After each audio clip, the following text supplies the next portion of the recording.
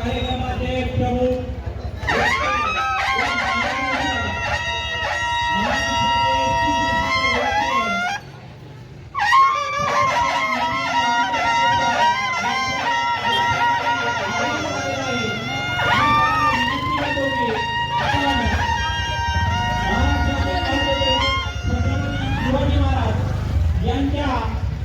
स्मारकाला पुष्पहार करून वंदन करावं. त्यानंतर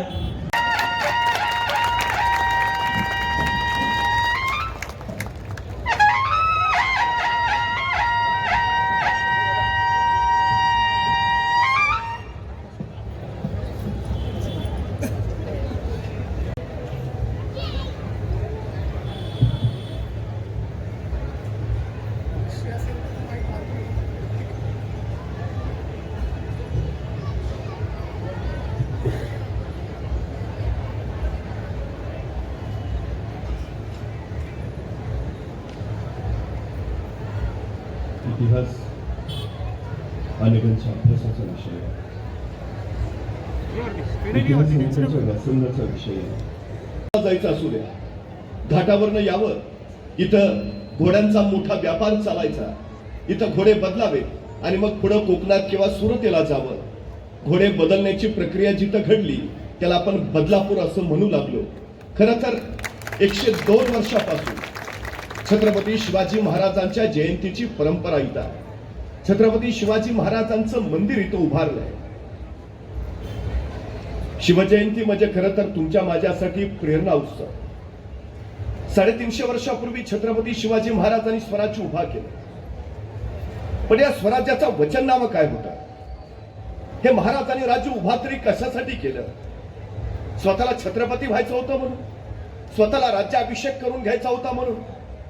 हा सगळा अट्टास कशासाठी होता? रयतेच्या डोईवर सुखाचं छत्र ठेवावं, लोककल्याणकारी राज्य निर्माण करावं, या भूमिकेनं शिवरायांनी हे शिवधनुष्य उचललं. या स्वराज्याचा वचननामा होता सर्वांस पोटास लावणे आहे. या मातीत उगवलेला प्रत्येक जण पोटाला लागला पाहिजे. महाराजांनी पुण्यामध्ये स्वराज्याला आरंभ केला खरा, पण हातात तलवार घेऊन नाही, हातामध्ये सोन्याचा नांगर घेऊन. इथली भूमी जशी नांगरली तशी इथल्या माणसांची मनही नांगरली. त्या मनामध्ये स्वराज्याचा महामंत्र पेरला आणि बघता बघता माणसं स्वराज्यासाठी उभा राहिली. रानावनातली डोंगर दऱ्यातली खरं तर तुमचे माझे बापजादेच शिवाजी महाराजांच्या खांद्याला खांदा लावून लढत होते. तुमच्या माझ्या पूर्वजांच्या शौर्याच्या बळावर शिवरायांच्या नेतृत्वाखालीच हे स्वराज्य उभा राहिलं की गेली 400 वर्ष या शिवरायांच्या स्वराज्याचा जागर आम्ही करतो आहोत. शिवरायांचा जय जयकार आम्ही करतो आहोत. कसं तर असं महाराजांनी नेमकं केलं तरी काय? ते कुणाच्या बळावर हे स्वराज्य उभा केलं? खरं तर शिवबाराचे पुणे परिसरातल्या आपल्या चड्डी लंगोटीतल्या सवंगड्यांना सोबत घ्यायचे, दूरवर एखाद्या जंगलात जायचे, जंगलातल्या दाट झाडी या पोरांना तलवारबाजीचं युद्धाचं शिक्षण प्रशिक्षण द्यायचे. पण कुणाला नकळत, कुणाला कळणार नाही अशा बेतानं. आणि आपलं जंगलात आत काय चाललंय ते बाहेर कुणाला कळू नये म्हणून शिवबा राजांनी जंगलाच्या बाहेरच्या झाडावर एक पोऱ्या उभा केलेला असायचा. त्याला सांगितलेलं असायचं, कुणी अनोळखी माणूस येताना दिसला की तू नुसता खुनेचा आवाज कर. तुझा खुनेचा आवाज ऐकला की आम्ही तलवारी शमशेर लपवून ठेवतो आणि विटीदांडूचा खेळ चालू करतो, म्हणजे कुणाला कळणार नाही आपला आत काय चाललंय ते. त्या दिवशी शिवबा राजांचा खेळ रंगात आला होता. आपल्या सोबत त्यांना तलवारबाजीचं युद्धाचं शिक्षण प्रशिक्षण दिलं जात होतं. त्याचवेळी जंगलाच्या बाहेरच्या झाडावरचं ते खुनेचं पोरग ते हेणी करत बसला होतं. त्याचवेळी त्याला दिसलं एक 15-16 वर्षाचं रांगडा पोरगा येताना. तसा खुनेचं पोर थरारलं, नीट निरखून बघितलं, येणारं पोर अनोळखी वाटलं. तसं बसल्या जागेवरून त्यांनी हुबेहूब मोराचा आवाज काढला. मोराचा आवाज म्हणजे खून. शिवबा राजांना कळवायची की कुणी अनोळखी येत आहे, सावध राहा. शिवबा राजांनी मोराचा आवाज ऐकला. आपल्या सोबत त्यांना सांगितलं, अरे तलवारी शमशेर लपवून ठेवा, विटीदंडूचा खेळ चालू करा, कुणी अनोळखी येत आहे. पोरांनी तलवारी लपवल्या, विटीदंडूचा खेळ चालू झाला. तोपर्यंत जंगलावरच्या बाहेरच्या झाडावरचं ते खुनेचं पोरग टप्पदिशी खाली पडलं होतं. 15-16 वर्षाच्या त्या रांगड्या पोरापुढे उभा राहिलं होतं आणि त्याला दमात घेऊन विचारत होतं, कोण रे तू? आणि ते 15-16 वर्षाचं रांगडा पोरग सांगत होतं, रामोशाचा बहिर्जी जी. काय काम काढलंस रे? काय नाही जी, राजांना भेटायचं होतं. का र? बोलू की राजांना मग सांगतो. तसं ते खुन्याचा पोर म्हणलं, तू ताम हाताच, मी राजासनी सांगाव देऊन येतो. खुन्याचं पोर गात गेलं, राजांना सांगू लागलं, राजा कुणी रामोशाचा बहिर्जी आलायची. राजे म्हणले ते पाठवून. बहिर्जी आत आला, राजांपुढे उभा राहिला. राजाने विचारलं, काय काम काढलंस रे? तसा बहिर्जी म्हणाला, राज आम्हाला बी तुमच्या खेळात घ्या की सामील करून. राजाने विचारलं, काय येतं तुला? सगळं येतं जी. कसला बी आवाज करतो, कुणाची बी नक्कल करतो. राजा वेषांतर तर असा करतो की तुम्हीही ओळखायचा नाही. राजाला पटलं वाटलं माणूस कामाचा. असं असं असं मग चल ये ये ये, आत्तापासूनच आमच्या खेळात ये. तसा बहिर्जी घुटमळला. राजाला म्हणाला, राज उद्यापासून येतो की जी? का रे? नाही, बापाला निरोप दिला असता राज. राजे म्हणले, ठीक आहे ये उद्यापासून. बहिर्जी जायला वळाला. 5-6 पावलं गेला. अचानक काय वाटलं कुणास ठाऊक, बहिर्जी पुन्हा माघारावाला. राजाला म्हणाला, राज एक सांगू का जी? राजे म्हणले, बोल. नाही, कुणी अनोळखी माणूस आला तर तुम्हाला कळावं म्हणून तुम्ही झाडावर जो पोऱ्या उभा केलाय त्याला सांगा ह्या दिवसात मोर ओरडत नाही. ते नाही, कुणी जाणता माणूस यायचा मोराचा आवाज ऐकायचा. तो विचार करायचा, या दिवसात जर मोर ओरडतच नाही तर आवाज आला कुठनं? आयतं गवसून जाल राज. राजाने माणसं गोळा केली, ती अशी दऱ्याखोऱ्यातली गिरिकंदरातली अचूक ज्ञान सूक्ष्म निरीक्षण असलेली हाच बहिर्जी पुढे राजांचा गुप्तहेर प्रमुख झाला. राजांच्या प्रत्येक मोहिमेच्या यशस्वीतेमाग सगळ्यात महत्वाचं कार्य जर कुणी केलं असेल तर ते महाराजांच्या गुप्तहेर खात्यानं इतकं महत्वाचं की बहिर्जी नायकांशिवाय गुप्तहेर खात्यात कोण कोण होतं हे गेली 350 वर्ष कुणालाही अजून कळलेलं नाही. शत्रूला तर ते कळणं लांबच राहिलं. खरं तर महाराजांच्या यशाची ही सगळ्यात महत्वाची कारण आहे. खरं तर एके दिवशी एक भीमा लोहार नावाचा माणूस महाराजांकडे आला. राजाने विचारलं, का रे? नाही, तुम्ही ती दौंडी दिलती नव, जो कुणी जनावराची शिकार करेल त्याला सोन्याचं कडं दिलं जाईल. ही काय? येता येता ही चित्ता घावला वाटत हे घेतली झुंज, शिकार केली, शिपटी तोडली आणि आणली तुम्हाला दाखवायला. देताय नव सोन्याचं कडं? महाराजांना त्याच्या शौर्याचं कौतुक वाटलं. एकटाच झुंजलास होय ना? एकटाच होतो वाट्याला. महाराजांना भीमा लोहारचं कौतुक वाटलं. महाराजांनी बक्षीस म्हणून एक शमशेर आणि ती शमशेर भीमा लोहाराला दिली. भीमा लोहारानं ती शमशेर हातात घेतली, एकदा नीट निरखली. काय राज, भिसडीचं पोलाद आहे, ही असली तलवार देताय वे? राजांना आश्चर्य वाटलं. राजाने स्वतःची तलवार काढली, भीमाच्या हातात ठेवली. ही कशी आहे बघ? तसा भीमा, राज तलवार बेस आहे पण मूठ जरा ह्याच्यापेक्षा चांगली बनवता आली असती. राजांना त्याचं विशेष कळालं. राजाने विचारलं, आमच्या अस्त्रशस्त्र शाळेत काम करशील? तुम्हाला करतो की जी? हीच काम आपलं. आणि त्या दिवसापासून भीमा लोहार शिवाजी महाराजांच्या स्वराज्याच्या अस्त्रशस्त्र शाळेचा प्रमुख झाला. महाराजांनी माणसं गोळा केली ना, ती अशी रानावनातली डोंगर दऱ्यातली प्रत्येकाच्या गुणवैशिष्ट्यांवर आणि त्यांच्या गुणांवर महाराजांनी त्यांना नेतृत्व करायची संधी दिली. हे महाराजांचं सगळ्यात मोठं वैशिष्ट्य आहे. सगळ्यात मोठी गोष्ट महाराजांची. खरं तर स्वराज्य उभा केलं पण महाराजांच्या लक्षात आलं, राज्य उभा करणं सोपं आहे पण राज्य टिकवणं ते कठीण. या देशामध्ये राहिलं पाहिजे. महाराजांनी विचार स्वराज्य उभा करण्याचा जेवढा केला त्याच्या कित्येक पट अधिक हे स्वराज्य कसं टिकेल याचा विचार करून ठेवला. आणि महाराजांनी निश्चित लक्षात घेतलं, या महाराष्ट्राला धोका कुठून? या महाराष्ट्रात शत्रू कोण? हे शत्रू येतात तरी कुठून? आणि महाराजांच्या लक्षात आलं, महाराष्ट्राला धोका जमिनीवर नाही, महाराष्ट्राला धोका समुद्रावर नाही. 350 वर्षापूर्वी महाराजांनी सांगितलं, महाराष्ट्राला धोका जमिनीवरनं नाही, महाराष्ट्राला धोका समुद्रावरनं. परवा मुंबईवर 26/11चा दहशतवादी हल्ला झाला आणि मग आम्हाला कळालं महाराज म्हणत होते ते खरं होतं. हा समुद्रावरचा धोका खरं तर देश आमचा, देशातला समुद्र आमचा. पण या समुद्रातून प्रवास करायचं झालं तर आम्हाला पोर्तुगीजांचं परवाना पत्र लागायचं. आमचं जहाज दर्यात उतरवायचं झालं तर आम्हाला पोर्तुगीजांची परवानगी लागायची. म्हणजे आमच्याच देशात, आमच्याच समुद्रात आम्हाला बिनखोर जाता येत नव्हतं. महाराजांना ही हुकूमत मोडीत काढायची होती आणि महाराजांनी तेच केलं. सम्राट चंद्रगुप्तानंतर हिंदुस्थानात स्वतःचं आरमार उभा करणारा पहिला राजा हे आमच्या छत्रपती शिवाजी महाराजांची ओळख. पण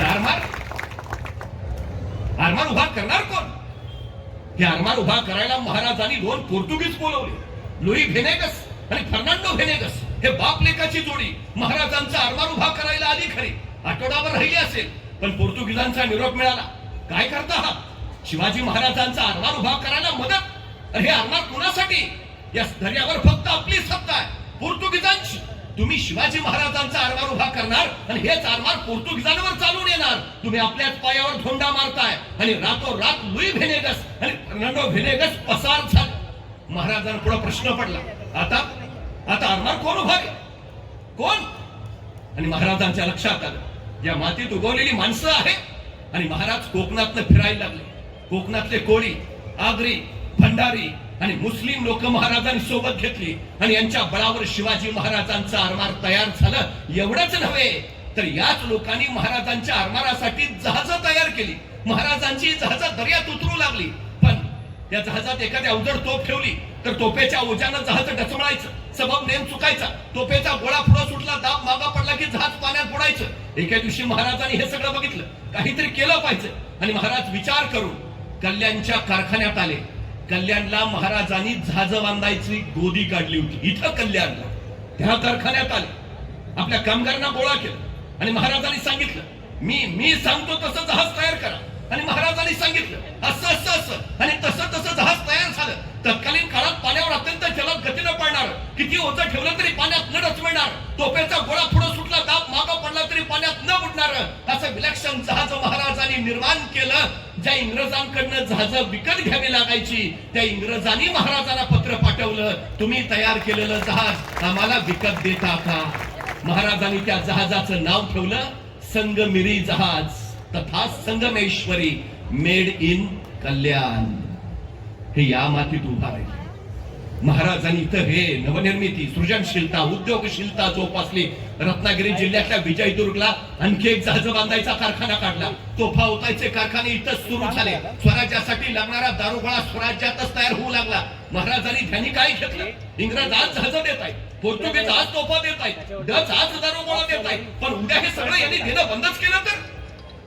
जी माणसं दुसऱ्याच्या खांद्यावर उभा असतात ती केव्हाही ढासळतात, पण जी माणसं स्वतःच्या पायावर उभा असतात त्यांना कोसळण्याचा धोका नसतो. स्वराज्य स्वतःच्या पायावर उभा राहिलं पाहिजे आणि महाराजांनी ते इथं उभा केलं. हे महाराजांचं सगळ्यात मोठं वैशिष्ट्य. खरं तर महाराज फक्त नेव्हीचे जनक नाही, मर्चंट नेव्हीचे जनक सुद्धा छत्रपती शिवाजी महाराजच आहेत. महाराष्ट्राच्या किनारपट्टीवर महाराजांनी 8 बंदरं तयार केली आणि महाराजांची 2 व्यापारी जहाज प्रतिवर्षी युरोप, इराण, तुर्कस्तान नव्हे मस्कत पर्यंत व्यापार करायला जायची. कोण म्हटलं मराठी माणसाला व्यापार जमत नाही. 350 वर्षापूर्वी महाराजांनी इथंच यशस्वी व्यापार करून दाखवला. हे महाराजांचं सगळ्यात मोठं वैशिष्ट्य. खरं तर महाराजांचा एक अलौकिक गुण आहे, विलक्षण जिज्ञासा. जे जे नवं आहे ते आपल्याकडे हवं, जे जे नवं ज्ञान आहे ते आपल्याकडे हवं, हा महाराजांचा सतत दृष्टिकोन राहिला. महाराजांनी सुरतेवर छापा मारला. इंग्रजांच्या वखारीमध्ये मराठी सैन्य घुसलं, महाराजही गेले.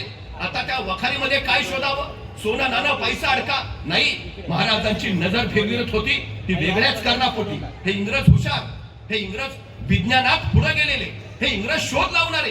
काहीतरी वेगळं असेल, इथं काहीतरी वेगळं असेल. महाराजांची नजर फिरत होती आणि अचानक महाराजांच्या नजरेला एक यंत्र मिळालं. कसलं तरी यंत्र हे कशाचं आहे काय माहिती नाही. महाराजांनी तत्काळ उचललं आणि येताना सोबत आणलं. यंत्र आणलं खरं, पण यंत्र कशाचं आहे तेच महाराजांना कळेना. जिज्ञासा बघा, ज्या इंग्रजांकडनं महाराजांनी ते यंत्र उचलून आणलं, महाराजांनी त्याच इंग्रजांना परत पत्र पाठवलं. ते परवा आम्ही छापा मारलेला, आणलंय तुमचं यंत्र उचलून, पण कशाचं आहे ते सांगता का. आता कशाला इंग्रज सांगतील कशाचं आहे, नाही सांगितलं. पण महाराजांनी शोध घेतला, हे यंत्र कशाचं यंत्र. आणि महाराजांच्या लक्षात आलं हे छपाई करायचं यंत्र आहे. छपाई करायचं, उत्तम उत्तम. अरे ग्रंथ छापता येतील, ज्ञान प्रवाहित करता येईल, हे महत्वाचं आहे. हे यंत्र चालू झालं पाहिजे, यंत्र चालू झालं पाहिजे. महाराजांनी पुन्हा इंग्रजांना पत्र लिहिलं, हे यंत्र चालवणारा एखादा माणूस पाठवता का. कशाला पाठवतायत इंग्रज, नाही पाठवलं. जेवढा काळ महाराज सुरतेच्या मुक्कामात होते तेवढा काळ महाराजांनी ते यंत्र चालू करायचा प्रयत्न केला, नाही झालं. महाराज सुरतेवरनं निघाले तेव्हा ते छपाई यंत्र महाराजांनी सुरतेच्या भीमजी पारेख नावाच्या माणसाला दिलं आणि त्याला सांगितलं हे यंत्र चालू करा. महाराज इकडे आले खरे, पण महाराजांनी दिलेलं यंत्र त्या भीमजी पारेखनं सुरू केलं आणि हिंदुस्थानातला पहिला छापखाना सुरत मध्ये सुरू झाला, ज्याचं नाव होतं श्री शिवाजी छापखाना. म्हणजे भारतातल्या छपाई कलेचे उद्गाते म्हणून आम्हाला छत्रपती शिवाजी महाराजांचंच नाव घ्यावं लागतं. असं कुठलंही क्षेत्र नाही ज्या क्षेत्रामध्ये महाराजांनी अफाट आणि अलौकिक कार्य केलं नाही. हे महाराजांचं सगळ्यात आणि सगळ्यात मोठं वैशिष्ट्य आहे. खरं तर स्वातंत्र्याच्या अगोदर नेताजी सुभाषचंद्र बोस इंग्रजांच्या नजर कैदेत होते आणि या नजर कैदेत असतानाच नेताजी पुस्तकांचं वाचन करत होते. अचानक नेताजींच्या हाताला शिवचरित्र लागलं आणि नेताजी सुभाषचंद्र बोसाने ते शिवचरित्र संपूर्ण वाचून काढलं. पण त्याची नजर खेळाली आणि विचार गुंतले. ते आग्र्यातून सुटका या प्रकरणावर.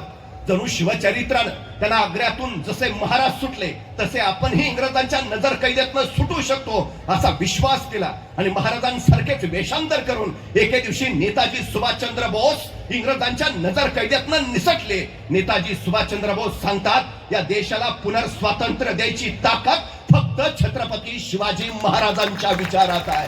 याच नेताजी पुन्हा आझाद हिंद फौजेची स्थापना केली आणि नेताजी हा देश स्वतंत्र करण्यासाठी आपले सहकारी मदतनीस शोधत होते. शत्रूचा शत्रू तो आपला मित्र. जर्मनी हा इंग्रजांचा शत्रू. नेताजीने विचार केला, जर्मनीची मदत मिळू शकते आणि नेताजी सुभाषचंद्र बोस जर्मनीला गेले. हिटलर होता. नेताजी हिटलरची मदत मागायला हिटलरकडे पोहोचले. नेताजी ज्यावेळी तिथं गेले त्यावेळी हिटलर एक पुस्तक वाचत बसला होता.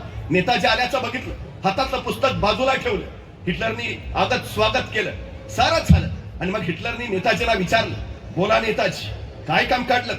तसे नेताजी म्हणाले, तुमचा आमचा शत्रू एक इंग्रज माझ्या देशावरचा पारतंत्र्य हटवण्यासाठी मला तुमची मदत हवी आहे. मी तुम्हाला मदत मागायला आलोय. एवढं ऐकलं आणि बाजूला ठेवलेलं पुस्तक हिटलरनी परत हातात घेतलं. तो नेताजींना म्हणाला, नेताजी मी काय वाचतोय माहिती आहे का? नेताजी म्हटले, काय?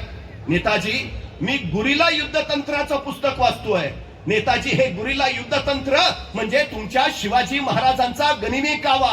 नेताजी तुमच्या शिवाजी महाराजांच्या युद्धतंत्राच्या बळावर मी माझ्यामध्ये आत्मविश्वास निर्माण करू शकलो की मी जगजेता होऊ शकतो. नेताजी तुमच्या शिवचरित्राच्या बळावर मी माझ्यामध्ये महत्वाकांक्षा रुजवू शकलो की मी जग जिंकू शकतो. नेताजी ते शिवाजी महाराज तुमच्या देशाचे असून तुम्ही माझ्याकडे मदत मागायला येत आहे, हेच मला खरं वाटत नाही. नेताजी सुभाषचंद्र बोस लिहितात, शिवचरित्र हे धगधगतं सामर्थ्य. शिवचरित्र हा धगधगता विचार जो या देशाला स्वातंत्र्य देऊ शकतो. ते चैतन्य याच शिव विचारांमध्ये आहे. शिवाजी महाराजांनी नुसतं स्वराज्य नव्हे तर स्वराज्यासोबत सुराज्यही उभा केलं. हे महाराजांचं वैशिष्ट्य. महाराजांचं आयुष्य 50 वर्षाचं. 10 वर्ष बालपणात गेली, 10 वर्ष रणांगणावर घोड्यावर बसून युद्ध खेळण्यात गेली आणि उरलेली 30 वर्ष स्वराज्याचं सुराज्य करण्यात गेली. सुराज्याचा अर्थ आहे लोककल्याणकारी राज्य, लोकांचं हित पाहणारं राज्य. आणि स्वराज्य माझं राज्य, या मातीत उगवलेल्या प्रत्येकाचं राज्य. कुणीही या राज्याच्या नावाचा उच्चार करावा. स्वराज्य माझं राज्य. आणि माझं आहे ना, मग मलाच लढलं पाहिजे, मलाच झगडलं पाहिजे, मलाच मेलं पाहिजे. ही उर्मितल्या प्रत्येकात रुजली भरली फुलली आणि मग इथली माणसं मातीसाठी लढायला मरायला तयार झाली. अहो बघा ना, आमच्या तानाजीनं पोराचं लग्न काढलंय. पत्रिका द्यायला महाराजांकडे गेला. रायबाच्या लग्नाला यायचं बरं का. मात्र राजांची नजर आहे कोंढाण्यावर आणि कोंढाण्याकडे पाहता पाहता राजे तानाजीला म्हणाले, तान्हा कोंढाणा घ्यायचं म्हणे रे. तसा सरदिशी उठला तानाजी, हातातल्या पत्रिका फेकल्या. राजा आधी लगेन कोंढाण्याचं मग रायबाचं आणि पोराचं लग्न टाकून तानाजी कोंढाण्याचं लग्न करायला गेला. गेला गेला गेला असा गेला की रायबाचं लग्न करायला परत आलाच नाही. मला राहून राहून प्रश्न पडतो, काय दिलं असेल महाराजांनी?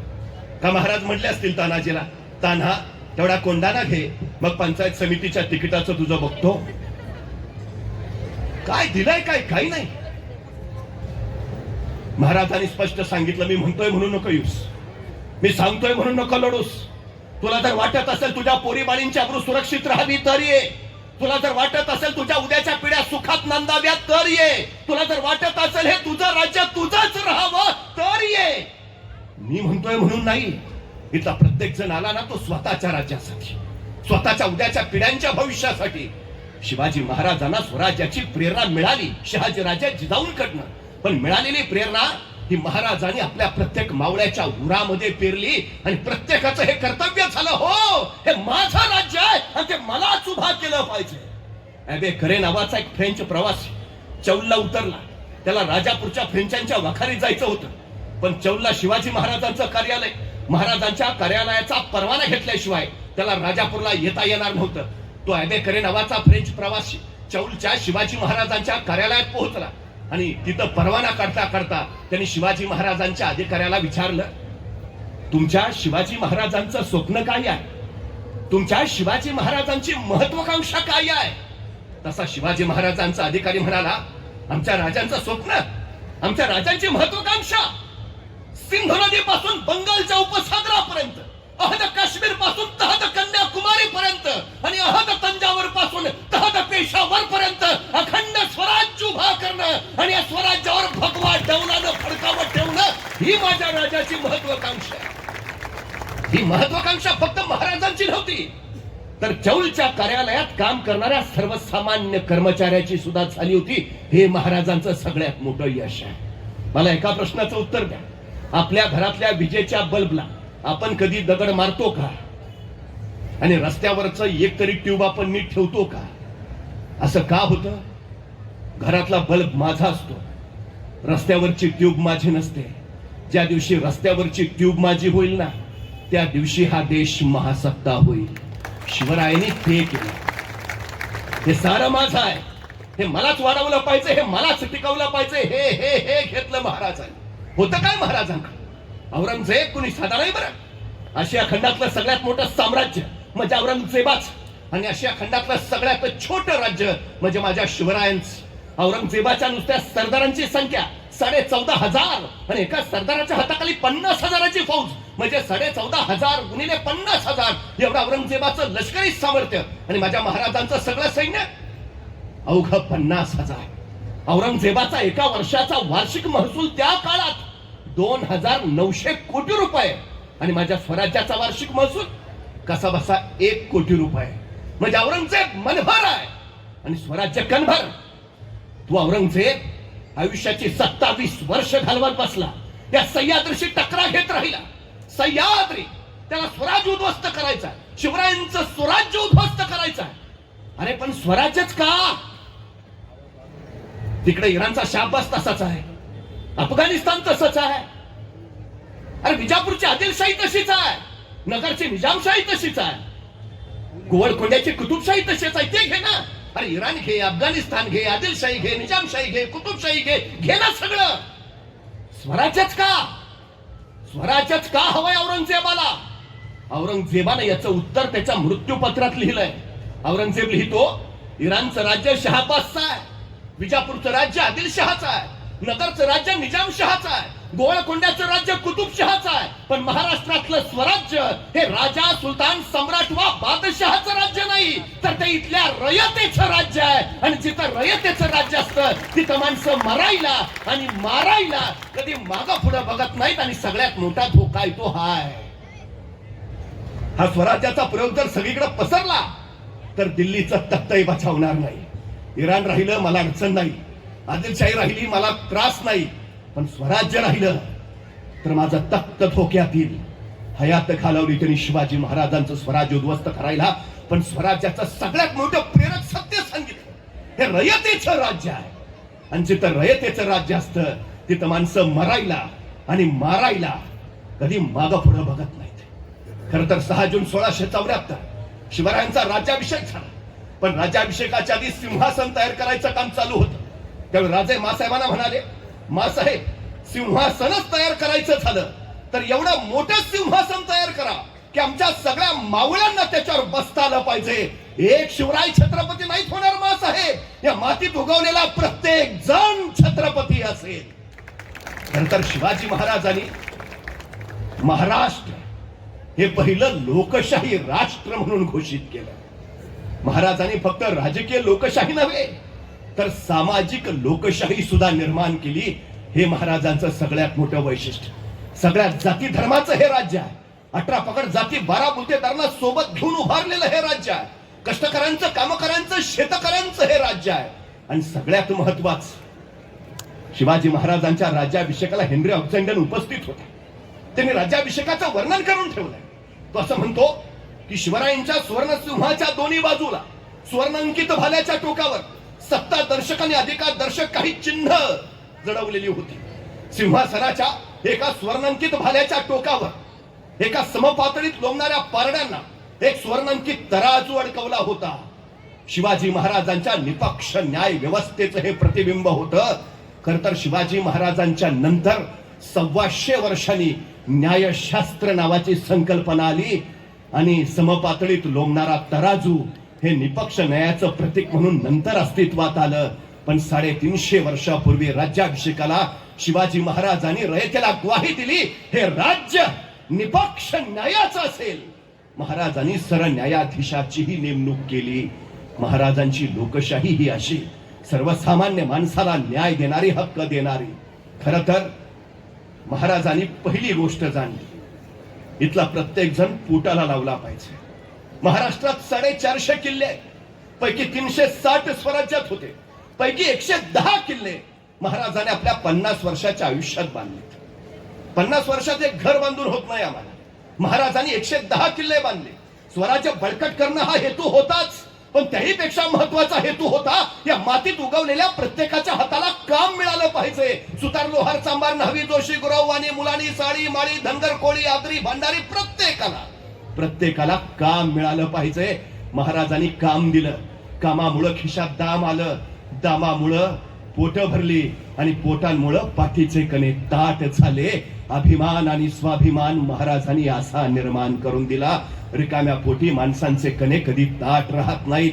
रिकामी पोट लाचारीनं झुकलेली दिसतात. महाराजांनी महाराष्ट्राचा स्वाभिमानी कणा ताट केला. मुठभर लोकांकडे पैसा एकत्र झाला म्हणजे देशाची अर्थव्यवस्था मजबूत होत नाही. तळागाळातल्या शेवटच्या माणसाच्या खिशात जोपर्यंत पैसा कुळकुळत नाही तोपर्यंत बाजारपेठ गतिमान होत नाही आणि अर्थव्यवस्था मजबूत होत नाही. या अर्थव्यवस्थेचं सूत्र महाराजांनी 350 वर्षापूर्वी राबवलं. हे महाराजांचं वैशिष्ट्य आहे. सगळ्यात महत्वाचं होतं काय महाराजांचं सगळं राजकारण जे आहे ते या अर्थव्यवस्थेच्या महाराजांच्या विलक्षण बुद्धी चातुर्याच्या जोरावर घडलेलं आहे. काय होतं, साधनं तर नव्हतीच. आम्ही इतकी प्रचंड प्रगती केली आता, पण प्रश्न पडतो, महाराष्ट्रात 360 किल्ले आहेत, संवाद कसा साधला जात असेल बर? कुठलं लाकूड जाळ्यावर काळा धूर होतो, कुठलं लाकूड जाळ्यावर पांढरा धूर, कुठलं लाकूड जाळ्यावर निळ्या ज्वाळा, कुठलं लाकूड जाळ्यावर लाल ज्वाळा. याच्यावर संकेत ठरायचे महाराजांचे. आमचा तानाजी कोंडाणा घ्यायला गेला, कोंडाणा जिंकला, मग मावळ्यांनी तिथली गवताची गंज पेटवली. गवताच्या गंजीचा पांढरा धूर आसमानात भिडला आणि कोंडाण्यावरचा तो पांढरा धूर राजाने राजगडावरून बघितला आणि राजे कडाडले, गड फते. म्हणजे पांढरा धूर हा संकेत आहे विजय मिळाल्याचा. एखाद्या अशुभ बातमी असेल, रायगडावर काळा धूर केला जायचा, रायगडाचा काळा धूर राजगडावर दिसायचा, मग राजगडावर काळा धूर, राजगडाचा काळा धूर प्रतापगडावर दिसायचा, मग प्रतापगडावर काळा धूर, प्रतापगडाचा काळा धूर पाटणच्या दातेगडावर दिसायचा, मग दातेगडावर काळा धूर, दातेगडाचा काळा धूर कोल्हापूरच्या पन्हाळ्यावर दिसायचा, मग पन्हाळ्यावर काळा धूर, पन्हाळगडाचा काळा धूर सामानगडावर दिसायचा, मग सामानगडावर काळा धूर, सामानगडाचा काळा धूर सुवर्णदुर्गावर दिसायचा, मग सुवर्णदुर्गावर काळा धूर, सुवर्णदुर्गाचा काळा धूर पद्मदुर्गावर दिसायचा, मग पद्मदुर्गावर काळा धूर, पद्मदुर्गाचा काळा धूर सिंधुदुर्गावर दिसायचा, मग सिंधुदुर्गावर काळा धूर महाराष्ट्राच्या 360 किल्ल्यावर एका तासाच्या आत मेसेज पोहोचायचा. काय झालं? Out of coverage, not reachable, सभी लाईने व्यस्त है. प्रकार नाही. महाराष्ट्रातली पहिली जमीन मोजणी शिवाजी महाराजांनी केली. जमीन मोजणीचं परिमाण 5 हात लांब, 5 तसू 14 मुठींची लांब काठी हे महाराजांनी शोधून काढलं. महाराजांच्या हयातीत महाराष्ट्रातल्या जमिनींची 3 वेळा मोजणी झाली. आता आमच्या नावावर जे सातबारे दिसत आहेत त्या सातबाऱ्यांचा उद्गाता राजा शिवछत्रपती शिवाजी महाराज नसते, तुमच्या माझ्या नावावर सातबारे सुद्धा दिसले नसते. महाराष्ट्रातलं पहिलं धरण शिवाजी महाराजांनी बांधलं. पुण्याजवळच्या खेड शिवापूरच्या आंबील ओढ्यावरचं धरण जाऊन बघून या. 32 धरणं बांधली महाराजांनी. जलसंधारणाची पहिली योजना शिवाजी महाराजांची. पाणी अडवा पाणी जिरवा ही संकल्पना सुद्धा शिवरायांची. आता पाणी अडवा पाणी जिरवा ही संकल्पना मी बाजूला टाकली आणि ह्याची अडवा त्याची जिरवा हा एक कलमी उद्योग चालू केला, तो भाग वेगळा. पण आजही दुष्काळ पडतो आणि आम्हाला शिवकालीन पाणी योजनाच आठवावी लागते. हे शिवरायांच्या दूरदृष्टीचं सगळ्यात मोठं यश आहे. हे महत्वाचं. महाराजांनी शेतकरी हा केंद्रीभूत मांडला. सुभेदारांना सक्त आज्ञा दिल्या, गावोगावी जावं, दौरे काढावे, शेतकऱ्यांच्या अडचणी समजून घ्याव्यात, कोणास बी बियाण नसेल द्यावं, खत नसेल द्यावी, बैल जोडी नसेल द्यावी, जैसे होईल तैसे शेतकरी सुखी होईल ऐसे पहावे. अरे तत्कालीन काळात सुलतानी ढासळलीच आहे, पण आसमानी सुद्धा कोसळली आहे. दुष्काळ इतका भयानक पडलाय की माणसाची भुकेपोटी जनावराच्या प्रेतावर नजर पडू लागली आणि जगण्यासाठी बापाची नजर पोराच्या मांसावर जाऊ लागली. इतकी भयान अवस्था. पण छत्रपती शिवाजी महाराजांच्या काळात महाराष्ट्रातल्या एकाही शेतकऱ्यानं आत्महत्या केली नाही. हे शिवशाहीचं यश आम्हाला मानावंच लागेल. महाराजांनी हे लोककल्याणकारी सुराज्य उभा केलं. हे महाराजांचं वैशिष्ट्य.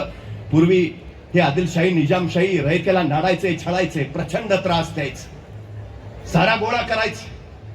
4,000 रुपये गोळा करायचे, 3600 खिशात ठेवायचे, 400 रुपये बादशाला पाठवायचे. शेतकरी नाडला पिडला जात होता. महाराजांनी पहिलं कार्य केलं, वतनदारी मोडीत काढली आणि वेतनदारी चालू केली. जगाच्या पाठीवर 1 तारखेला पगार सुरू करणारा पहिला राजा म्हणून आम्हाला शिवाजी महाराजांचं नाव घ्यावं लागतं. तोपर्यंत जगात पगाराची पद्धत अस्तित्वात नव्हती. हे वेतन पद्धत महाराजांनी सुरू केलं. हे महाराजांचं सगळ्यात मोठं वैशिष्ट्य आहे. सगळ्यात मोठं. आपल्या सैनिकांना आदेश काय? रयतेच्या भाजेच्या देटालाही हात लागता कामा नये. पण कुठल्या रयतेच्या? आपल्या स्वराज्यातल्या रयतेच्या भाजेच्या देठाला तर हात लावायचाच नाही. पण स्वारी निमित्त शत्रूच्या राज्यात जाल, शत्रूच्या राज्यातल्या शेतकऱ्यांच्या भाजीच्या देटालाही हात लावायचा काम नाही. शत्रूच्या स्त्रीला धक्का लागता कामा नये. आणि शत्रू राज्यात मंदिर, मस्जिद आणि चर्च हात लावायचा नाही. 350 वर्षापूर्वी हा राजा आपल्या सैनिकांना शिस्त अशा पद्धतीची की उभं देश नव्हे उभं जग शिवाजी महाराजांच्या चरित्राबाबत असं म्हणतं, हा सत्ता मिळवण्यासाठी चाललेला संघर्ष नव्हता, तर जीवन मूल्यांची प्रतिष्ठापना करण्यासाठी उभारलेला हा संग्राम होता. शिवाजी महाराजांनी जीवन मूल्यांची प्रतिष्ठापना केली. हे महाराजांचं वैशिष्ट्य. खरं तर 1.25 लाखाच्या गरडात असणाऱ्या लाल महालातल्या शाहिस्ता खानावर शिवाजी महाराजांनी अवघे 100 लोक घेऊन जगातला पहिला सर्जिकल स्ट्राईक केला आणि खानाची पोटं छाटली. बघता बघता अवघ्या 15 मिनिटं, म्हणजे नगारे वाजायचा जेवढा कालावधी होता, 3ला नगारे वाजायला सुरुवात व्हायचे आणि 3:15ला बंद व्हायचे. या नगाराच्या आवाजात फक्त महाराजांना आपला सर्जिकल स्ट्राईक पूर्ण करायचा होता. महाराजांनी केला. महाराज गेले.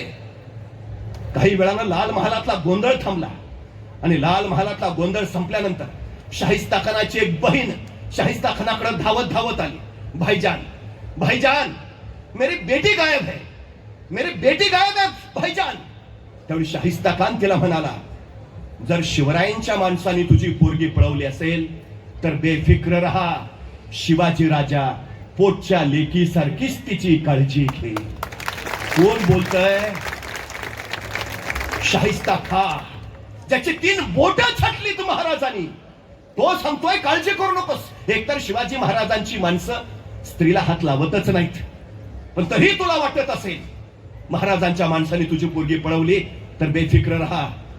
शिवाजी राजा पोटच्या लेकीसारखीच तिची काळजी घेईल. शाहिस्ता खान गुरुजी नावाची शाहिस्ता खानाची डायरी आहे. त्याला रोज डायरी लिहायची सवय होती शाहिस्ता खानाला. त्यानं स्वतः लिहून ठेवलं हे. पण त्याच्या पुढे त्याने आणखीन एक घटना केली. तो काय म्हणतो? वाटलं होतं असं झालं असेल, पण काही वेळानंतर असं लक्षात आलं, शाहिस्ता खानाच्या बहिणीची मुलगी भीतीपोटी तिथंच एका पिंपात लपून बसलेली, ती नंतर सापडली.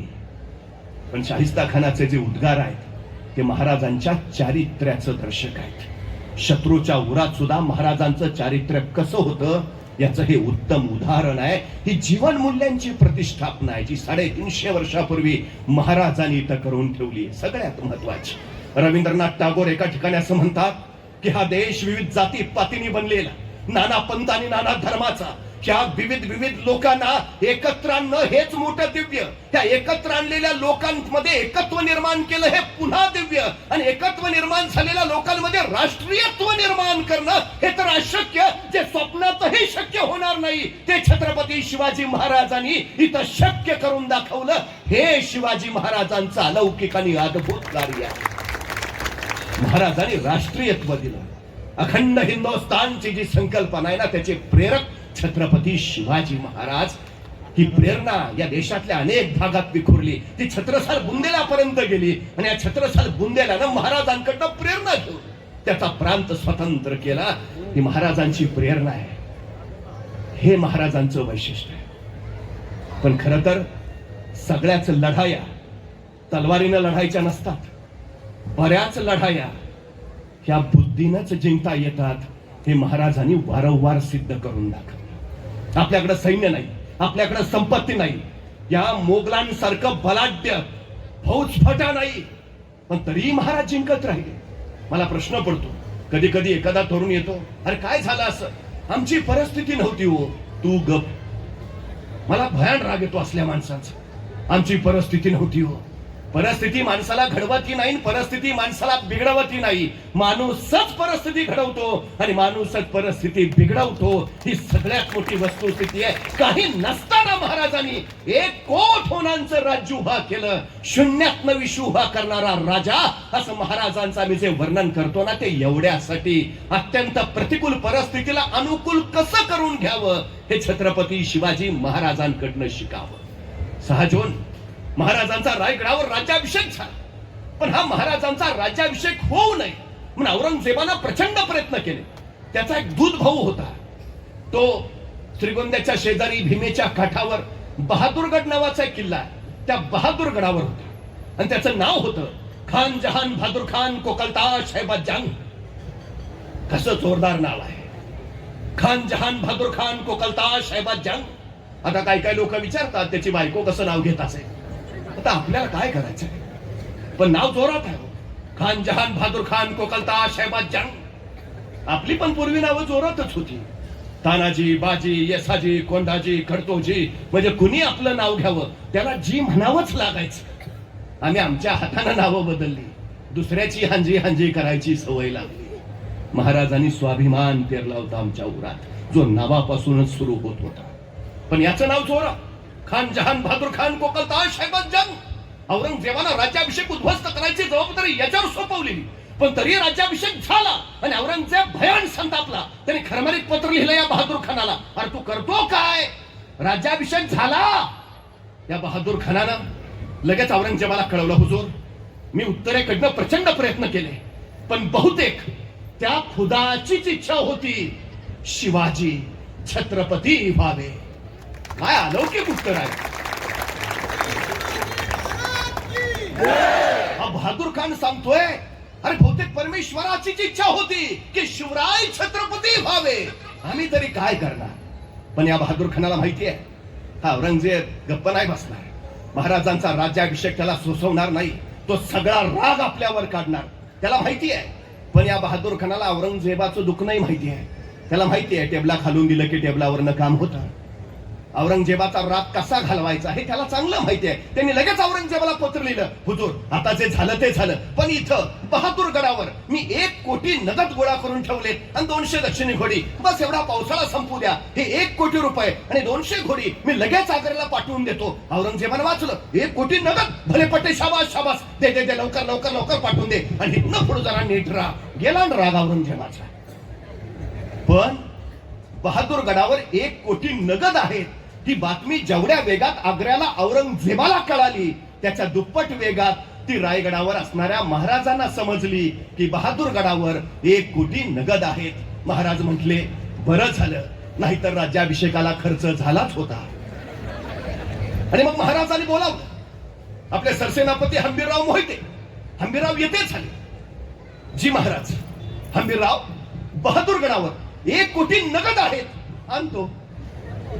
काय संवाद आहे राजा आणि सेनापतीचा. महाराज म्हणतात, हंबीरराव बहादूरगडावर 1 कोटी नगद आहेत आणतो. कारण देणं प्रकारच नाही. हंबीरराव असं नाही म्हणले, नाही महाराज बरोबर आहे तुमचं, पण जरा दिवस पावसाळ्याचे आहेत, मलाही जरा सर्दीची अलर्जी आहे, उद्या एवढा पावसाळा बघू ना नंतर.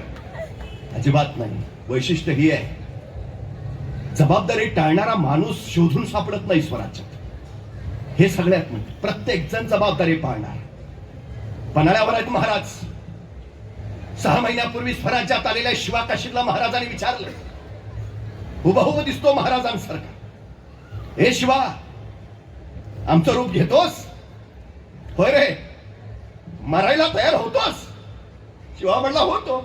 झाला, गेला, सिद्धीच्या हातून स्वराज्यासाठी समर्पित झाला. 6 महिन्याची ओळख आहे फक्त.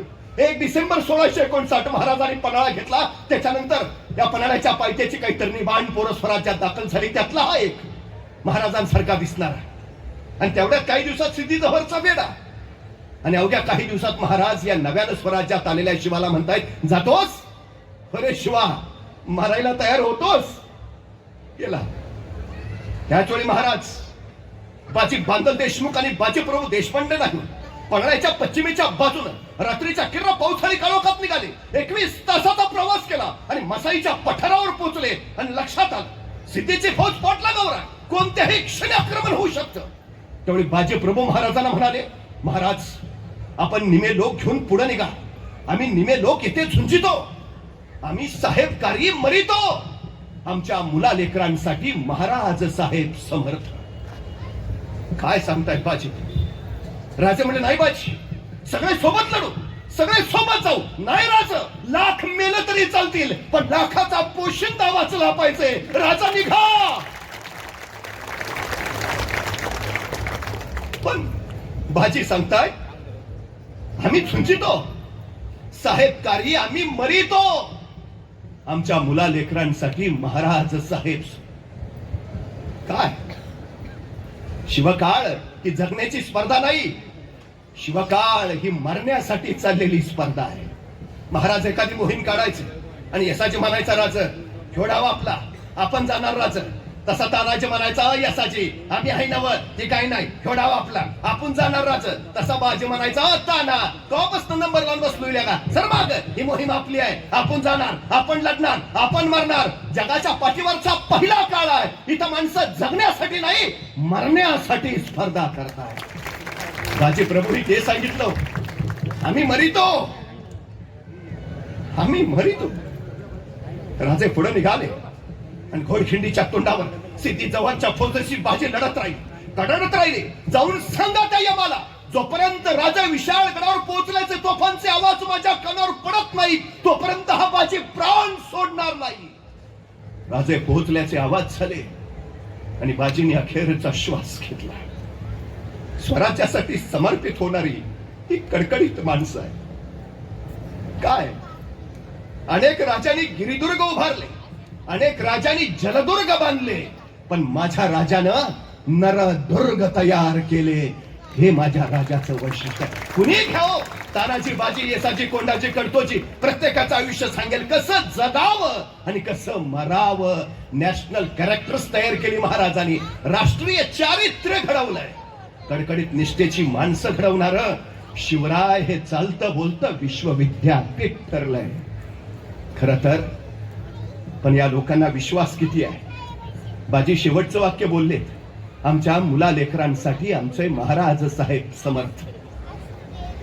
बाजींच्या नंतर राजे बाजी प्रभूंच्या सिंध या गावी गेले.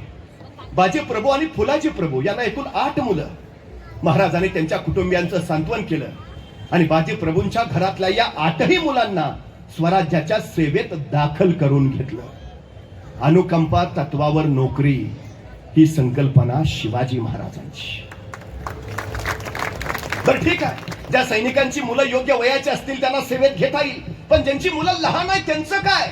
महाराजांनी त्यांच्यासाठी रायगडावर बाल परवेशी गृह उभा केलंय. तिथं सैनिकांच्या लहान मुलांचं शिक्षण, आरोग्य, त्यांचं संवर्धन हा सगळा खर्च स्वराज्यातनं केला जायचा आणि मुलं योग्य वयाची झाली की त्यांना स्वराज्याच्या सेवेत घेतलं जायचं. ठीक आहे, लहान मुलांची व्यवस्था केली महाराजांनी, पण काही सैनिकांचं नुकतंच लग्न झालं असेल, मुलबाळ नाही आणि तो धारातीर्थी पडला, त्याच्या विधवा पत्नीचं काय? 350 वर्षापूर्वी महाराजांनी फॅमिली पेन्शनची व्यवस्था केली आहे. पण किती पेन्शन तेही नमूद करून ठेवलंय. त्याच्या पत्नीला किती पेन्शन द्यायची? तर तो सैनिक शेवटच्या लढाईमध्ये लढताना धारातीर्थी पडला त्यावेळी त्याला शेवटचा पगार किती? त्या पगाराच्या निम्मी रक्कम त्याच्या बायकोला पेन्शन म्हणून आयुष्यभर दिली जायची. महाराजांनी आणखीन एक योजना काढली, 2.5 शेरी. संकटग्रस्त कुटुंबांना दरमहा 2.5 शेर धान्य स्वराज्याकडनं दिलं जायचं. इथल्या सैनिकांना विश्वास होता, राजा समर्थ आहे. हे राजांचं वैशिष्ट्य. मी का म्हटलं, स्वराज्य नाही उभा केलं, फक्त सुराज्य उभा केलं, लोककल्याणकारी राज्य. हे वैशिष्ट्य. हंबीररावांना महाराजांनी सांगितलं, हंबीरराव बहादूरगडावर 1 कोटी नगद आहेत, आणतो. पण आणणं सोपं आहे. त्या बहादूरगडावर 35,000ची खडी फौज आहे. त्या 35,000 फौजेच्या तावडीतनं 1 कोटी आणायचे म्हणजे किमान 50,000ची फौज पाहिजे. मग त्यावेळी रायगडावर 50,000ची फौज आहे नाही हो, स्वराज्याची पद्धत अशी, दसऱ्याला सीमोल्लंघन करावं, स्वराज्य संवर्धनासाठी बाहेर पडावं, अक्षय तृतीयेला परत यावं आणि शेतीच्या कामाला लागावं. शिवाजी महाराजांचा राज्याभिषेक उरकून स्वराज्याचं सगळं सैन्य आपापल्या गावी शेती करायला गेलंय. रायगडावर सैन्य आहे कुठं? पण आपल्याकडे आणीबाणी आली, दंगल झाली की राज्य राखीव दल येतं. राज्य राखीव दल ही संकल्पना सुद्धा शिवाजी महाराजांची. रायगडावर कायम 10,000ची रिझर्व्ह फोर्स असायची, राज्य राखीव दल.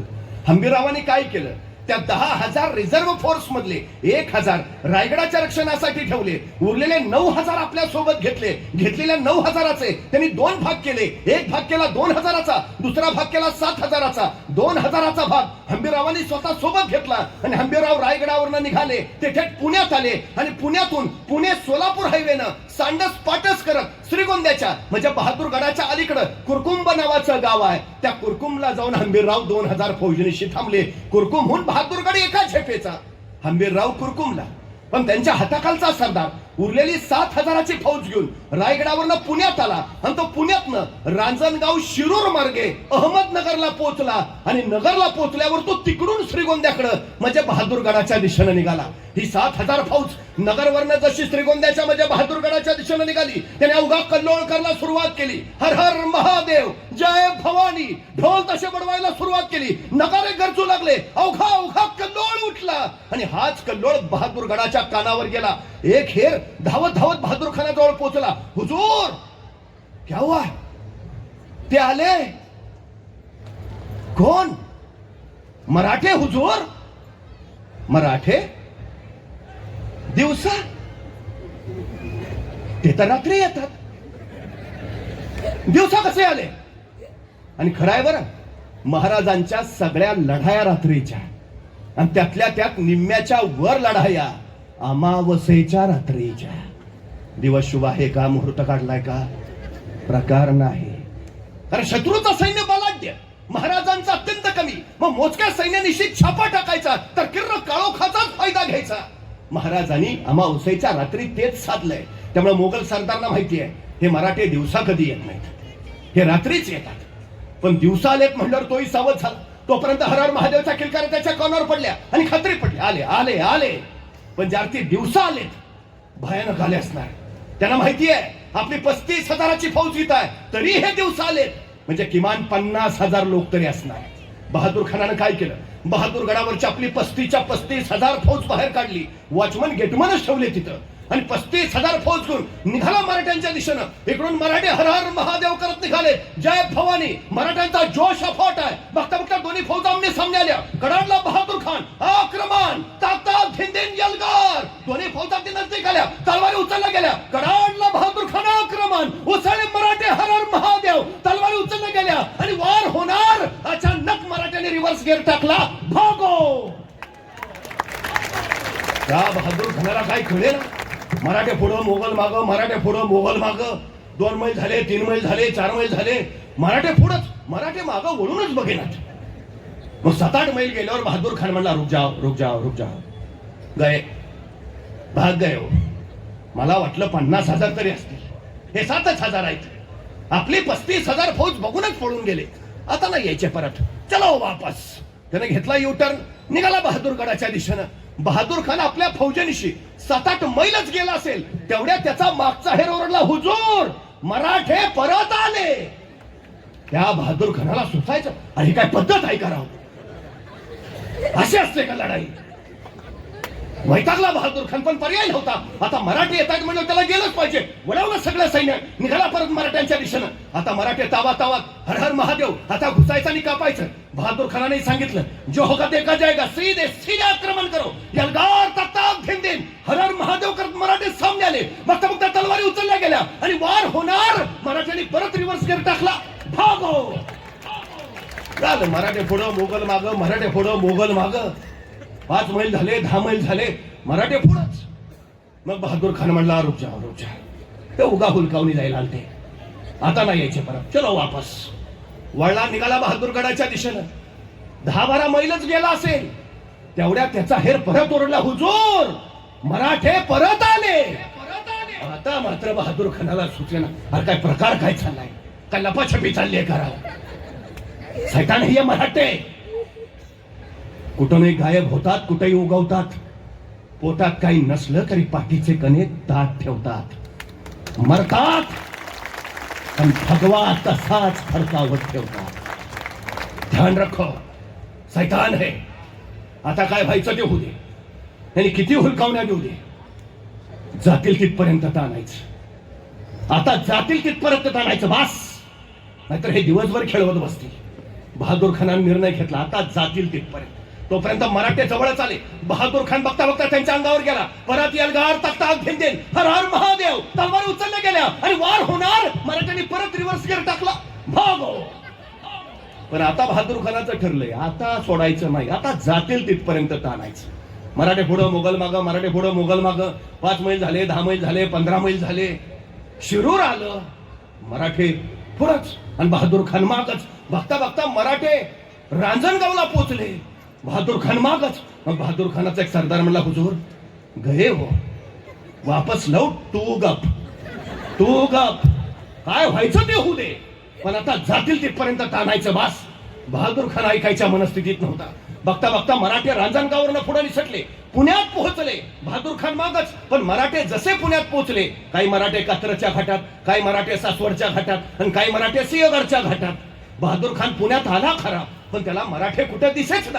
यही तो थे, कहा गए, ढूंढो. सगळं बहादूर खानाचं सैन्य शोधायला लागलं, पण सापडतील ते मराठे कसले. वैतागला बहादूर खान, पण मराठे काही गवसेनात. त्याला काय माहिती आहे, अहो या सह्याद्रीच्या दऱ्याखोऱ्यात फक्त तिघच फिरू शकतात. एक वारा, दुसरा वाघ आणि तिसरे मराठे. चौथ्याचं काम नाही. पण वैतागला बहादूर खान आणि अखेर आता मराठे सापडतच नाही. मग म्हटला, जीतम जीतम जीतम. बड़ी जीत हासिल की हमने, मराठे भाग गए, भगोड़ों को भगा दिया, खासी जीत मिली हमें, अब चलो वापस. आणि मग छाती काढून जिंकल्याच्या आविर्भावात बहादूर खान पुण्यातनं वळाला माघारी. निघाला रांजणगाव शिरूर करत. पण बहादूर खान आपल्या 35,000 फौजेनिशी पार पुण्यात येऊन पोहोचलाय. एवढीच बातमी हेरानी कुरकुमला उभा असणाऱ्या हंबीरराव मोहितेंना दिली. तो तिकडून तसाच पार पुण्यात पोहोचलाय. इकडून रान मोकळच आहे. हंबीररावांना कळालं. हंबीररावाने आपली 2,000ची फौज घेतली आणि करकुमवरून एका झेपेत बहादूरगड गाठला. तिथं वॉचमन गेटमन थांबडून सुजवले. आत जाऊन 1 कोटी उडवले. 200 दक्षिणी घोडी ताब्यात घेतली. किल्ल्यात जेवढं किमती सामान होतं, किमती ऐवज होता, सगळा हंबीररावांनी घोड्यावर लादला. हंबीररावांना खरं तर किल्ल्यातलं सगळंच घ्यायचं होतं, पण नाईलाजानं घेता नाही आलं. शेवटी अत्यंत दुःखाने त्यांनी ते पेटवून दिलं. आणि मग 1 कोटी नगद 200 दक्षिणी घोडी लादलेलं सामान घेऊन हंबीरराव परत बहादूरगडावरनं कुरकुंभ सांडस फाटस करत पुणे सोलापूर हायवेनं पुण्यात आणि पुण्यातनं रायगड. तिकडं जीतम जीतम करत नगरवरनं बहादूर खान निघाला होता बहादूरगडाकडे. जसा जसा बहादूरगड जवळ यायला लागला, त्याला नुसता धूरच दिसायला लागला. त्याला काय कळे ना. मग एक सुजलेला वाचलेला पुण्यात आला. बहादूर खानानं त्याला विचारलं, ये क्या है? तो सुजलेला म्हटला, हुजूर सब ले गए.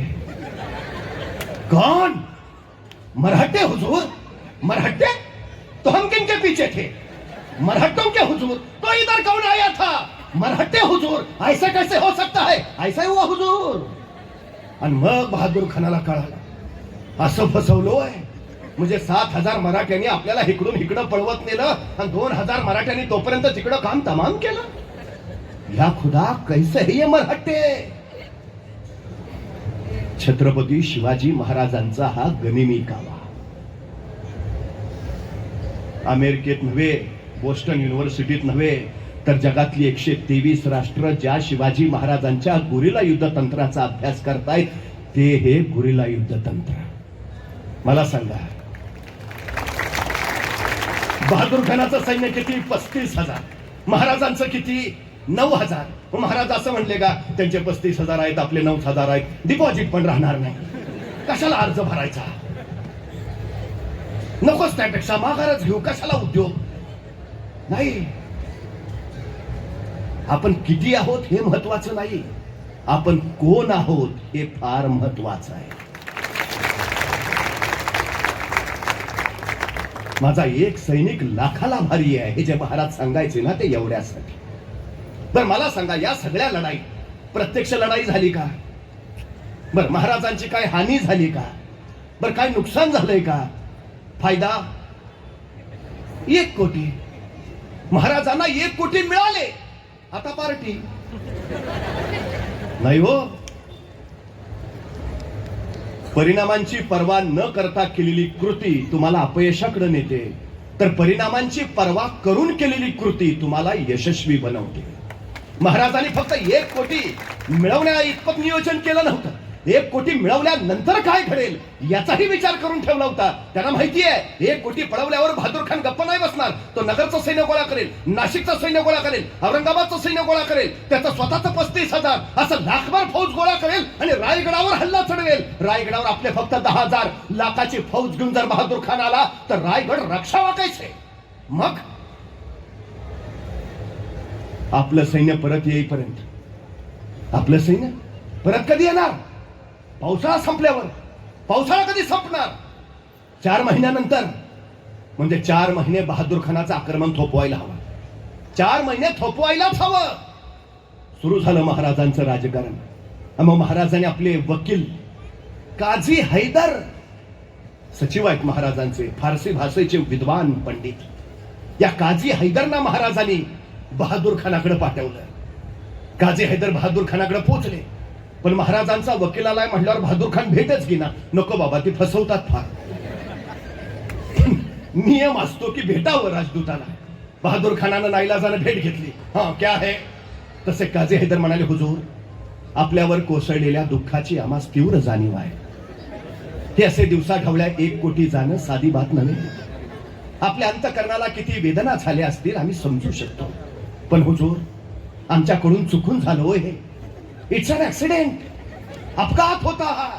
आमच्या महाराजांना तुमच्या ताकदीचा अंदाजच नाही आला, आणि जेव्हा आला आमच्या महाराजांना प्रचंड पश्चाताप झाला. 3 दिवस आपल्यात जळतायत, 2 दिवस जेवले नाहीत. शेवटी आज महाराज आम्हाला म्हणाले, काझी साहेब, तुम्ही स्वतः बहादूर खान साहेबांकडे जा. त्यांना सांगा आम्ही त्यांना विना अट विना शर्त 10 किल्ले द्यायला तयार आहे. आमचे पुत्र संभाजीराजे त्यांच्या सेवेत धरायला तयार आहे. आणि बहादूर खान साहेब जेव्हा आदेश देतील आम्ही स्वतः छत्रपती शिवाजी महाराज त्यांच्या सेवेत यायला तयार आहे. एवढं ऐकलं तसा बहादूर खान ताडकन उठला. हा 10 किल्ले, मग आताच चावे आणायच्या. मग संभाजी महाराज का नाही आले? मग शिवाजी महाराज कधी येत आहेत? काझी हैदरना कळलं मासा गळाला लागलाय. मग काझी हैदर म्हणले, हुजूर, आमचे महाराज हे सगळं तुम्हाला देणारच आहे. हे 10 किल्ले हे सगळं देणारच आहे. फक्त आमच्या महाराजांची एक छोटीशी अट आहे. म्हणजे काय काय काय काय नाही, हे जे आमचे महाराज सगळं देणार आहेत, म्हणजे 10 किल्ले, संभाजी महाराजांनी येणं, स्वतः येणं, या सगळ्याला फक्त औरंगजेब बादशाहांची मान्यता हवी. बस. एकदा बादशाहांचे शिक्क्याचे कागद आले, आमच्या महाराजांनी हे सगळे तुम्हाला दिलेच. त्या बहादूर खानाच्या काय डोक्यातच नाही आले. तो म्हणला, एवढंच ना, शिक्क्याचेच कागद पाहिजेत ना, बादशाचे पाहिजेत ना, चला दिले. त्याच्या काय डोक्यातच नाही. पण तो आताचा काय नाही हो. काय पाहिजे? शिक्क्याचे कागद. बहादूर खानाने लगेच औरंगजेबाचा मोबाईल नंबर फिरवलाय. हा बादशाचे आलेत वकील महाराजांचे. हो नाही देतो म्हणतायत किल्ले. हा 10 किल्ले. हा नाही विनाट. हो विनाट. नाही संभाजी महाराजांना पण पाठवतायत. हो नाही स्वतः पण येतो म्हणले. हो नाही तुमचे फक्त शिक्क्याचे कागद पाहिजेत. हा तुमचे कागद आले की लगेच देणार ते. हो फक्त शिक्क्याचे कागद पाठवा. हा ईमेल करताय, व्हॉट्सअपला द्या ना, पाठवून.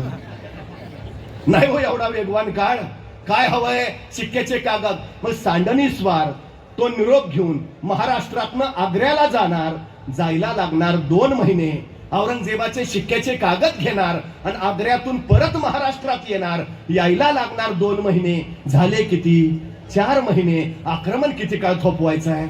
4 महिने. आता महाराज सगळं आयतं देणार आहेत, त्यामुळे बहादूर खान 4 महिन्यांनी निवांत. पण या 4 महिन्यात महाराजांनी मात्र रायगडावर 80,000ची फौज गोळा करून ठेवली. या आता कधी पण औरंगजेब बादशाहचे शिक्क्याचे कागद बहादूरगडावर पोचल्या बहादूर खानानं गडबड केली. आपले 2 वकील तातडीनं रायगडावर पाठवले. जा ते शिक्क्याचे कागद महाराजांना द्या आणि ते 10 किल्ले संभाजी महाराज ते सगळं घेऊन या. वकील पोचले बहादूर खानाच्या रायगडावर. महाराजांची भेट घेतली. महाराजांनी विचारलं, बोला काय काम काढलं? तसे वकील म्हटले, नाही ते तुमचे वकील आले होते आमच्याकडं. कोण? ते काझी हैदर. का? अहो ते तुम्ही नाही का आमचे 1 कोटी पळवले? कधी? अहो तुमचे हंबीरराव मोहिते आलते. कुठं? अहो ते हंबीराव मोहिते आलते, त्यांनी 1 कोटी पळवले. मग तुमचे वकील आले, ते म्हणले 10 किल्ले देतो, संभाजी महाराजांना पाठवतो. धाडकन उठले महाराज. तुमच्या त्या बहादूर खानानं तलवारीचा असा कुठला तेग दिमाग दाखवला की आमचा पुत्र धरावा तुम्हाकडं, तुरंत चालते व्हा, नाहीतर अपमान पावाल. मान खाली घालून गेले हो वकील. तिकडं बहादूर खान वाटच बघत होता. जसे वकील आले, बहादूर खानाने विचारलं, क्या हुआ? वकील म्हटले, पुन्हा फसवलं. बर बिचाऱ्यानं सगळं औरंगजेबाला कळवलंय हो. शिवाजी महाराज 10 किल्ले देतो म्हणल्यात, संभाजी महाराजांना पाठवतो म्हणल्यात, औरंगजेबानं लेखी दिलंय, शिक्के पाठवले, आणि आता फसवलं.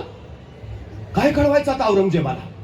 प्रामाणिक बहादूर खान त्याने निमूटपणे जे घडलं होतं ते सगळं औरंगजेबाला कळवलं. हुजूर, त्या शिवाजी राजांनी पुन्हा फसवलं हो. त्याच्या या पत्राला औरंगजेबाने जे त्याला उत्तर पाठवलंय ते उत्तर आम्ही आमच्या पोरांच्या पाठ्यपुस्तकात छापायला पाहिजे. काय लिहितो औरंगजेब? तो सांगतो, तुम्ही माझे सरदार, इथून प्रचंड फौज फाटा घेऊन जाता, अफाट बजमीयत नेता, तुफान खजिना ओतता, आणि तिथं त्या सह्याद्रीच्या दऱ्याखोऱ्यात जाऊन त्या शिवाजी राजांबरोबर लुटोपुटूच्या लढाया खेळता, आणि नंतर मला कळवता त्या शिवाजी राजाने आम्हाला फसवलं. अरे तो शिवाजी राजा तुम्हाला फसवतो तरी कसा, आणि तुम्ही फसता तरी कसे?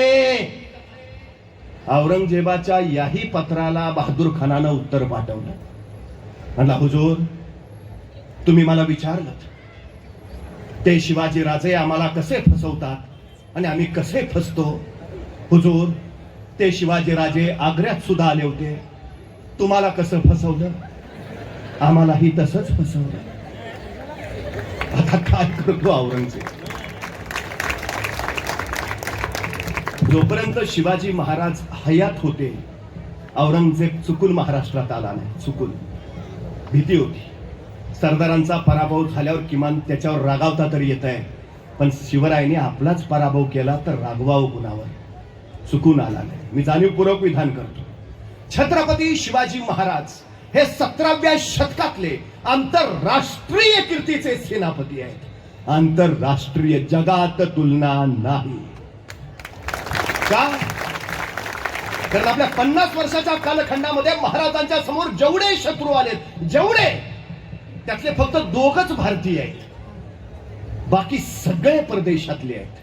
2 फक्त भारतीय. जेवढे 50 वर्षात समोर शत्रू आले, 2 फक्त भारतीय. उरलेले सगळे परदेशातले आहेत. त्यांच्या त्यांच्या देशातले नामवंत योद्धे आहेत. 2 भारतीय कोण?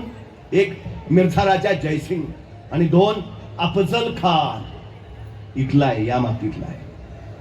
बाकी उरलेले सगळे परदेशातले आहेत. लाल महालाच्याची 3 बोटं छटले तो नवाब शाहिस्ता खान, तुर्कस्तानचा नवाब आया. इथं उंबरखिंडीमध्ये शिवाजी महाराजांनी ज्याला कोंडून मारला तो कारतलब खान, हा उझबेकिस्तान म्हणजे आताच्या ताश्कंदर रशियाचा आहे. सिद्दी जौहर, सिकंदर चिदर खान पठाण एबिसिनियन्स आहेत, म्हणजे आताच्या इथोपियाचे आहेत. हे बेहलोल खान पठाण, सिकंदर पठाण हे अफगाणिस्तानचे आहेत. इंग्रज, पोर्तुगीज, डच, फ्रेंच, त्याच्यात सगळ्यांचा पराभव केलाय महाराज. सगळ्यांच. 17व्या शतकातले आंतरराष्ट्रीय कीर्तीचे सेनापती आहेत. असं कुठलं क्षेत्र नाही ज्या क्षेत्रामध्ये शिवाजी महाराजांनी अलौकिक क्रांती केली नाही. आताच्या नव्हे तर इथून पुढच्या भविष्यातल्या कुठल्याही संकटावर उत्तर देण्याचं सामर्थ्य हे शिवचरित्रात आहे. आम्ही का शिवचरित्राचा जागर करायचा? तो एवढ्यासाठी. शिवचरित्र हे म्हणजे तुमचं माझं प्रेरणेचं चालतं बोलतं विद्यापीठ आहे.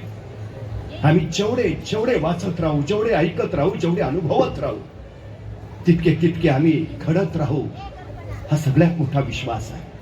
102 वर्षाची ही शिवजयंती या मातीतल्या अनेकांना छत्रपती शिवाजी महाराजांच्या विचारातून घडवेल आणि निश्चितपणे स्वराज्याचं सुराज्य करण्यासाठी कार्यरत करेल असा विश्वास वाटतो. ज्यांच्या नेतृत्वाखाली हा सगळा सोहळा चालू आहे ते सन्मान्य कालिदासजी देशमुख, त्यांचे सर्व सहकारी यांना पुनश्च एकदा धन्यवाद देतो. आपल्या सगळ्यांची रजा घेतो. धन्यवाद.